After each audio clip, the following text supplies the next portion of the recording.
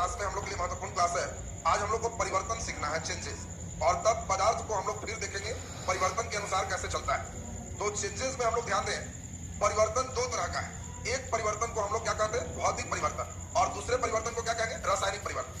तो फिर से जरा ध्यान देंगे, भौतिक परिवर्तन को इंग्लिश में क्या कहते हैं, फिजिकल चेंज, और रासायनिक को क्या कहेंगे, केमिकल चेंज। ये सब लोग जानते हो, केवल थोड़ी सी बात सुनना है इसमें बस क्लियर।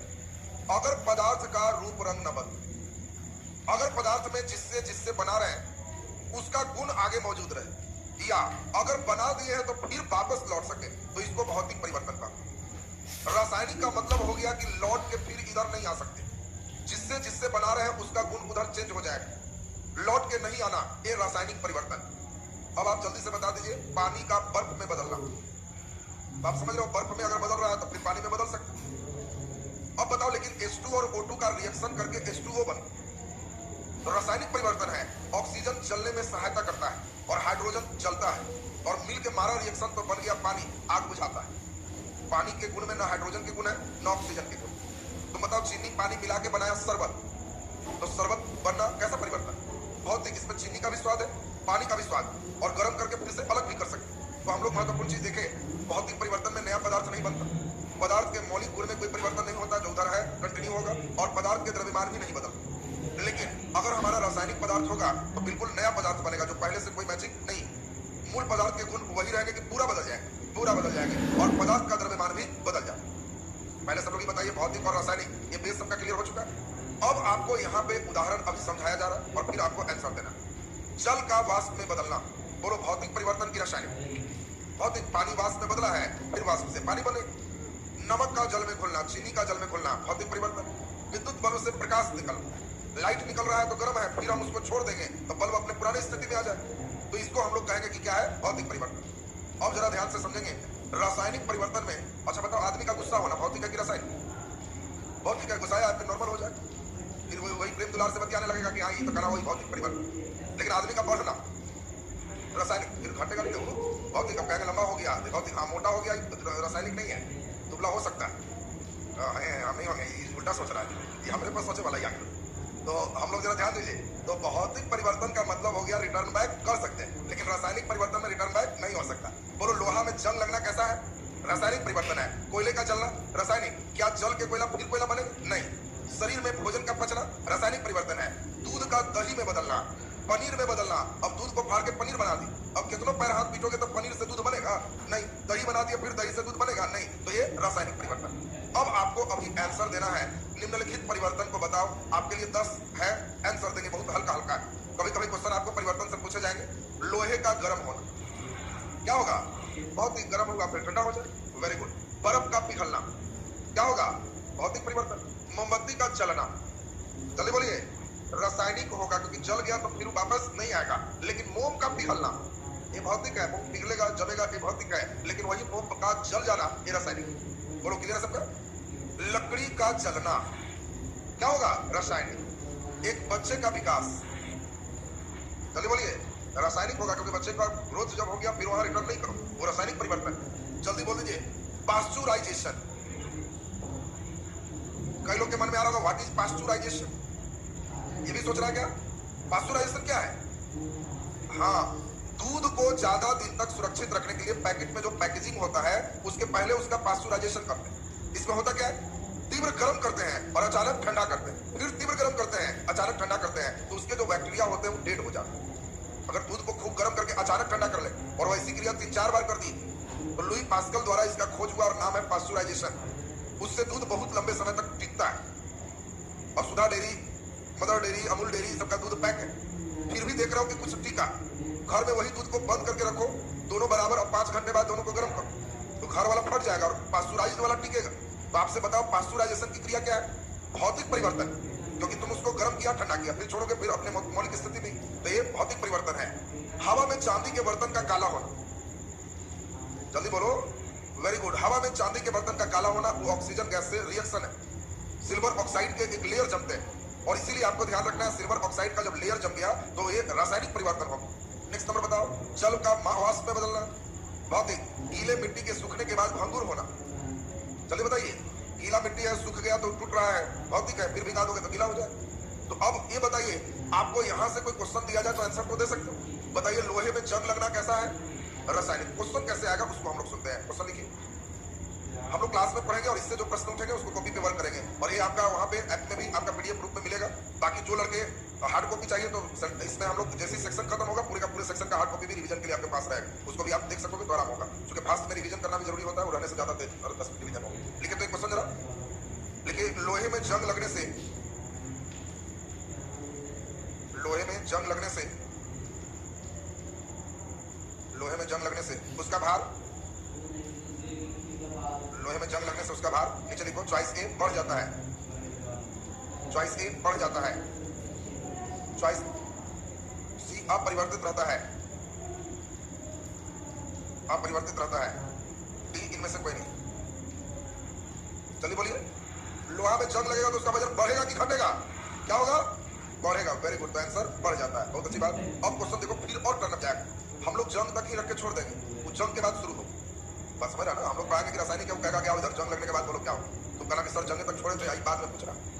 अब देखो अगला और दे देते हैं, एकदम डेली देख रहे हो सही करेगा। क्वेश्चन लिखो, लोहे में जंग लगता है, लोहे में जंग लगता है,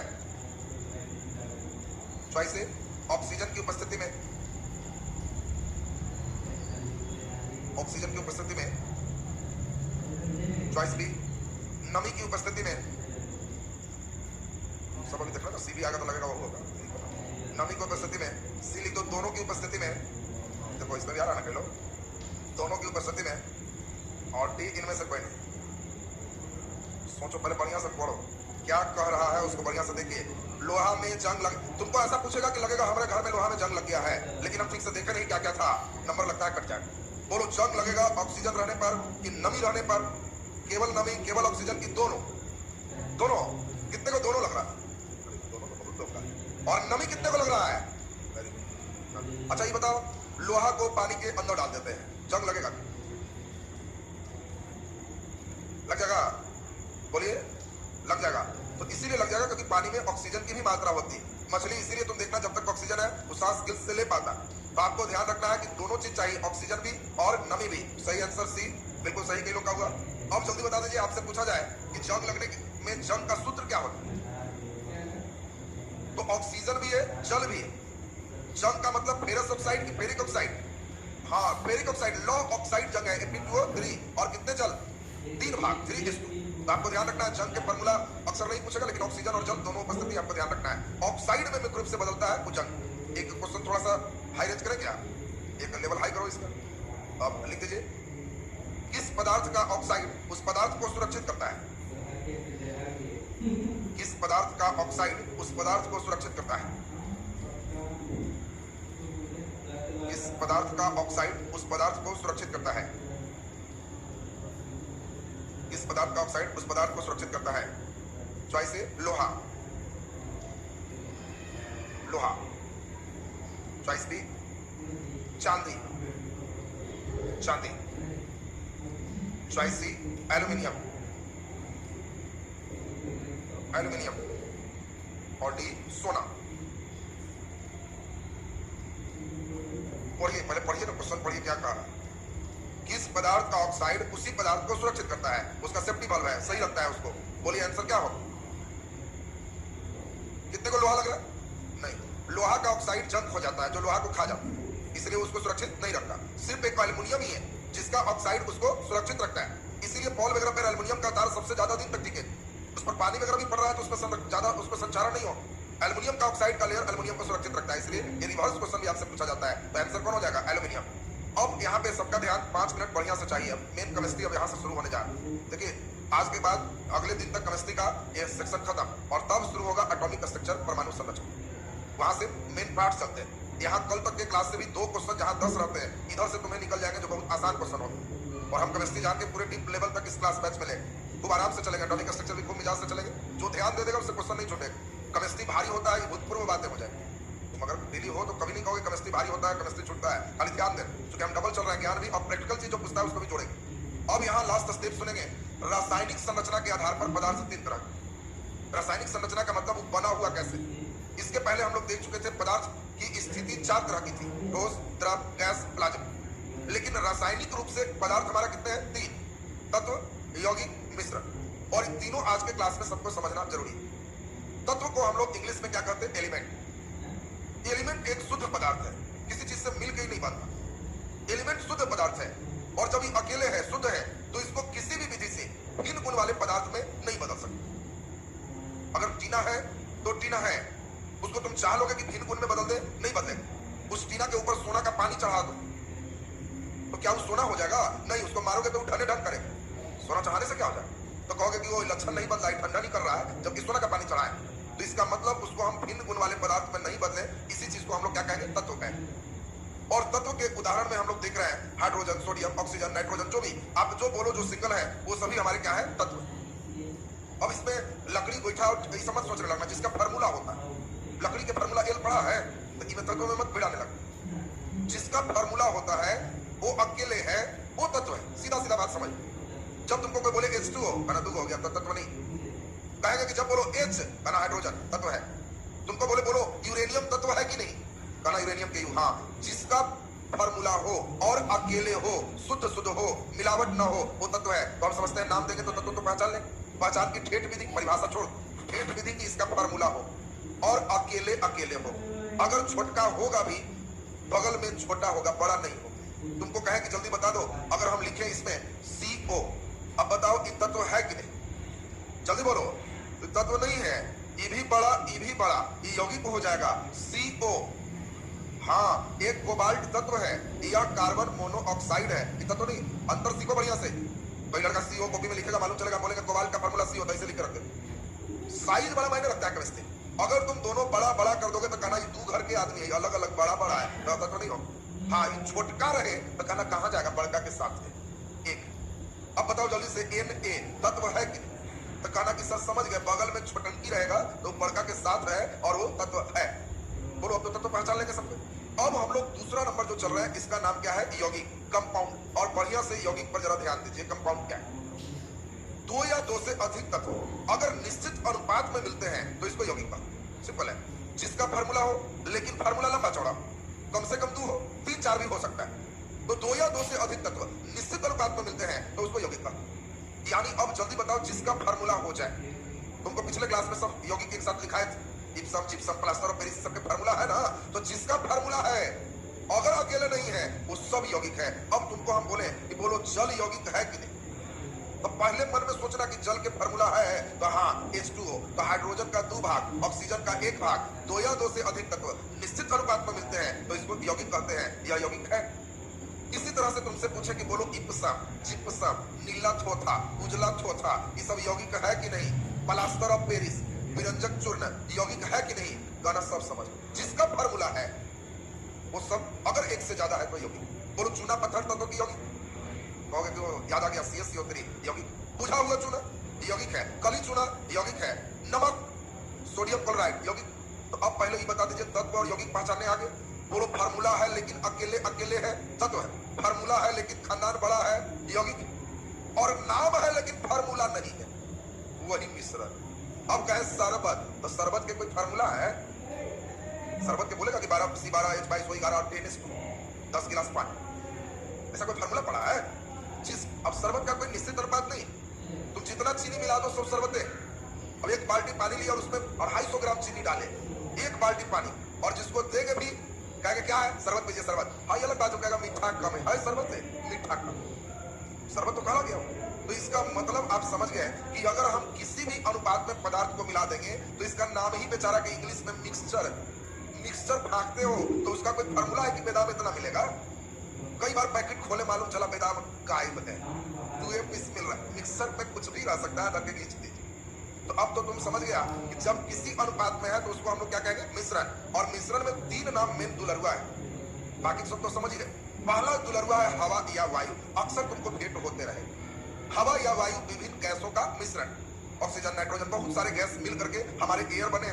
पूछा जाएगा निम्नलिखित में कौन मिश्रण है, तो वायु या हवा मिश्रण के लिए बड़ा दुलरुआ है, दिमाग में सेट रखना।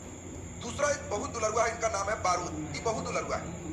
कभी भी देखा निम्नलिखित में कौन मिश्रण है, तो बारूद के भी कोई फार्मूला नहीं। बारूद भी एक मिश्रण है। किसका? पोटेशियम नाइट्रेट, इसको सोडा कहते हैं, और गंधक कोयला का मिश्रण। जब हम पोटेशियम नाइट्रेट में गंधक और कोयला मिला के बांधते हैं तो इसी को हम लोग क्या कहते हैं, बारूद। उसी बांधने के क्रम में कई लोग थोड़ा टाइट बनाया तो ब्लास्ट भी कर जाता है। तो ये बारूद से ही हम लोग देखते हैं बम बनाने की क्रिया है। इसके लिए पोटेशियम नाइट्रेट चाहिए, गंधक चाहिए, कोयला चाहिए। तो आप इसमें किसी रेशियो में डाल देंगे तो बन जाएगा। तो आपसे पूछा जाएगा कि बारूद है तत्व यौगिक की मिश्रण है। और अगला इसी प्रकार का इस्पात, लोहा, निकेल, क्रोमियम, ये सब मिलकर क्या बनता है, इस्पात। बोलो, दूध तत्व की यौगिक की मिश्रण। दूध के कोई फार्मूला पढ़े हो, जल का H2O और दूध का D2O? दूध का कोई फार्मूला है? नहीं। दूध क्या है? तो दूध भी एक मिश्रण है, पानी का, वसा का, प्रोटीन का, उसमें कई चीज मिले हुए और सभी चीज, वसा, फैट, दूध एकमात्र चीज है जिसमें आप गर्म करके इसको अलग कर सकते हैं। तुम्हें फैट नहीं लेना है तो दूध खूब लीजिए, गर्म कीजिए, ऊपर छाली जमेगा, उस साइड कर दीजिए, फिर गर्म कीजिए, लेयर जमाइए, साइड कर दीजिए। एक दो बार साइड करेंगे तो वसा गायब हो जाएगा, खींच लीजिए, जल प्लस प्रोटीन अंदर चला। देख रहे हैं? तो अब आपसे पूछा जाएगा कि निम्नलिखित में कौन मिश्रण है, कौन यौगिक है, कौन तत्व है। तो हम समझते हैं कि इतना तो तुम लोग समझ ही गए होंगे। अब बताओ, लास्ट बार रिवीजन कर लें, सुनिए बढ़िया से। कई लोग खाली रखते रहता है, वैसा शुद्ध पदार्थ जिससे शुद्ध पदार्थ उससे तत्व करते क्या होगा उससे। और कई लोग एकदम 2 या 2 से अधिक, सबसे नहीं मतलब है। तुम ठेठ में समझो, अकेले अकेले होगा, फार्मूला होगा तो तत्व है, 2 या 2 से अधिक होगा, फार्मूला होगा, यौगिक है। कोई फार्मूला नहीं है, मिश्रण। बोलो जी, अब पूछेंगे तो बता देगा ना, जल्दी बता दो। H2 क्या है? यौगिक। जल्दी बोलिए, तत्व की यौगिक। दोनों नाम आ रहा है, दोनों आ रहा है, एक बोलो क्या है। कितने लोगों को यौगिक लग रहा है? यौगिक लग रहा है, कई लोग हैं। और तत्व लग रहा है, वाह जबरदस्त, कितना नालायक कई लोग। अभी बोले कि H अकेले रहेगा तो तत्व होगा, 2 गो हो जाएगा तो यौगिक होगा। अभी बोले थे हम, और सुर ताल में लोग जो है ना एकदम हाथ उठा रहा है कि हाँ H2 तत्व। अभी बोले तुरंत ये लोग पछता है। अभी फिर से सुनेगा, फिर से सुनो जी। 2 या 2 से अधिक, बात पर तुम लोग ध्यान नहीं देता इसलिए फंसता। परीक्षा में तुमको चॉइस वैसे ही देगा, 2 या 2 से 2 भी मिल जाएगा ना तो कोई यौगिक है, तत्व नहीं है। केवल H लिखते तत्व है, H2 लिख दिए तो कहना 2 मिल गया, तो इसको हम लोग क्या कहेंगे, यौगिक। या हाइड्रोजन का यौगिक कहलाएगा, ये तत्व नहीं कहलाएगा, गैस है। अब जल्दी से इसमें बता दीजिए जरा, O जल्दी बोलो, तत्व है। अब आप लोग समझ गए हैं। अब जल्दी से बोल दीजिए तत्व, यौगिक और मिश्रण में। जल्दी बताओ, ओजोन क्या है? ओजोन क्या है? ओजोन हवा है, गैस है। तत्व यौगिक की मिश्रण क्या है? यौगिक। Very good. ओजोन का फार्मूला O3 होता है और O3 फार्मूला हो गया तो यौगिक। अब आप लोग पकड़ में ला रहा है बढ़िया से। तो अब तो छाटने दे दें, तत्व यौगिक मिश्रण एकदम फटाफट पहचान लेंगे सबको। तो ये छाटने वाले सिस्टम आपका होगी। अब यहां से आपका मेन तत्व यौगिक मिश्रण में मिश्रण डिटेल चलेगा, क्योंकि मिश्रण में आपको बहुत लंबा पढ़ना है, कोलाइडी, वास्तविक विलयन, निलंबन, ये कई चीज पढ़ने हैं। तो अगले दिन हम लोग पूरे इस सेक्शन को कंप्लीट करेंगे, कल के क्लास में खत्म हो जाएगा ये सेक्शन और तब एटॉमिक स्ट्रक्चर की शुरुआत हो जाएगी।